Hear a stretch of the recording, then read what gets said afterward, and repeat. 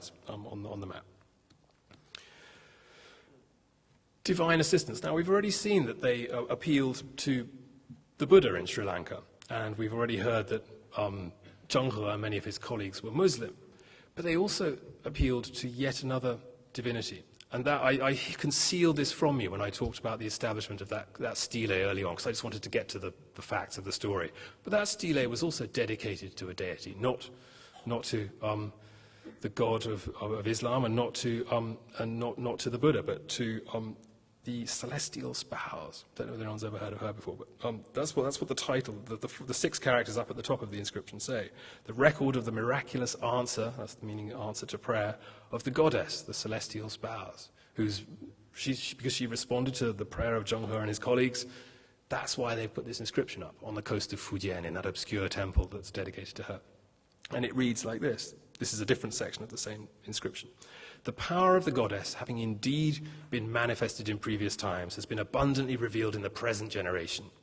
In the midst of the rushing waters, it happened that when there was a hurricane, suddenly there was a divine lantern shining in the mast. And as soon as this miraculous light appeared, the danger was appeased, so that even in the peril of capsizing, one felt reassured that there was no cause for fear. And this is what I mean about this group of people being promiscuous in their religions. Whichever divinity helps you out on these perilous voyages is the divinity that you end up erecting a stele to, and whose temple you end up patronizing. And she's well known in Chinese, in coastal China and in Chinese Southeast Asia. There are still practicing temples to the celestial spouse today. Here's one. This is the one in Nanjing, a reconstruction, in fact, of the original one, but it was founded by Zheng on his return.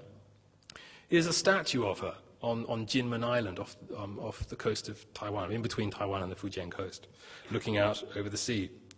She's a goddess who protects sailors. That's who the celestial spouse is. The story goes is that she was a young girl in the Song dynasty. That's 2 dynasties prior to the Ming dynasty, so in the 10th century.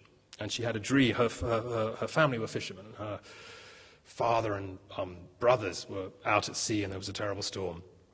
And in a dream during the storm, she sees them all, and she's able to rescue them in the dream. And she's woken up, just as she's bringing them back to land in her dream, she's woken up by her mother, who hears her screaming and distressed in her sleep. And because she's woken up at the last minute, she drops the last brother.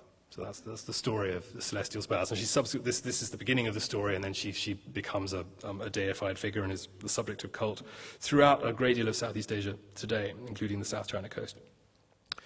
Now, just for a light-hearted end to this, because 15th century China is a long way away, let's have a Philadelphia connection.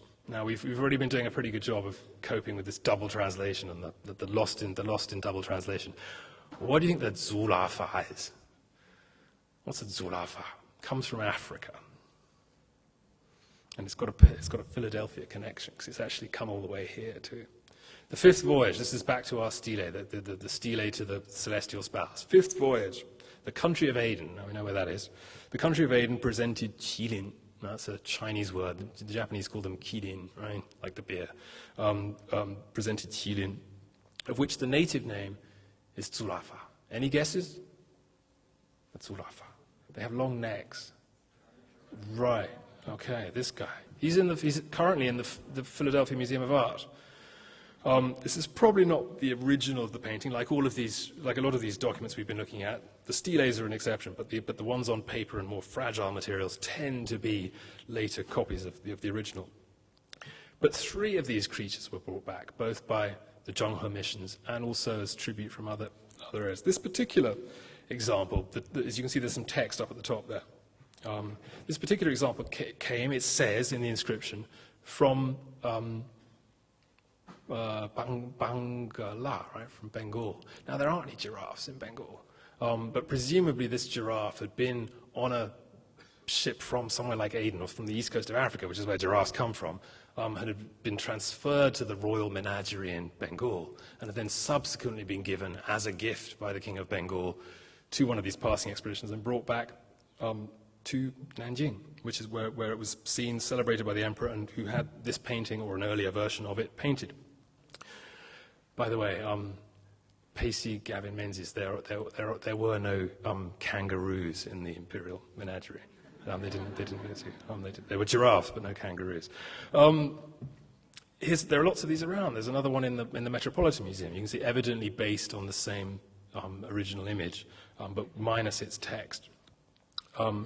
Other examples of this is an embroidered silk rank badge that also has a representation of a giraffe. Giraffes are not a Chinese animal, but there we go. There's a representation of one, and it's thanks to these voyages that these animals began to arrive.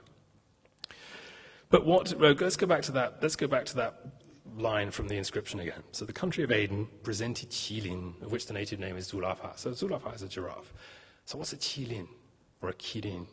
Japanese call them kirin, which may be the name you're more familiar with. Qilin is the Chinese name. Well, old Chinese legend, one of them is said to have appeared at the time of the birth of Confucius, heralding the miraculous birth of a sage. So this is 500 BC we're talking about now. And here's a Ming Dynasty painting showing the qilin, looks nothing like a giraffe, but arriving at Confucius's mother's house, a jade tablet emerges from its mouth, is spat from its mouth, containing the prophecy that you will give birth to Confucius.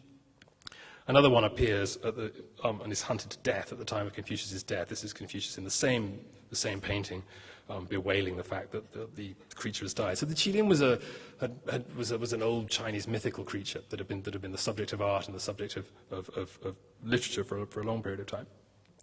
It was thought of as heralding the arrival of a sage ruler.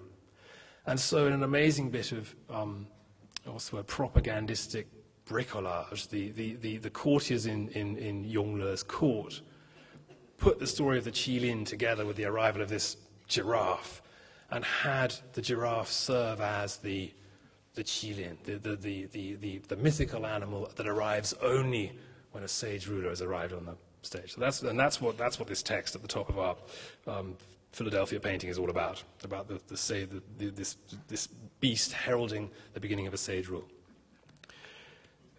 The emperor was not that impressed and said, "If my ministers devote themselves to their work day and night and exhaust all efforts to govern the empire and bring benefit to it, the empire will be at peace.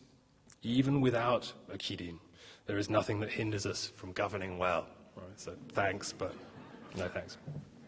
And there it is. There is a non-giraffe qilin appearing on a Japanese beer can. Okay, I'm done, but I'm very happy to take questions to the extent that I'm able to answer them.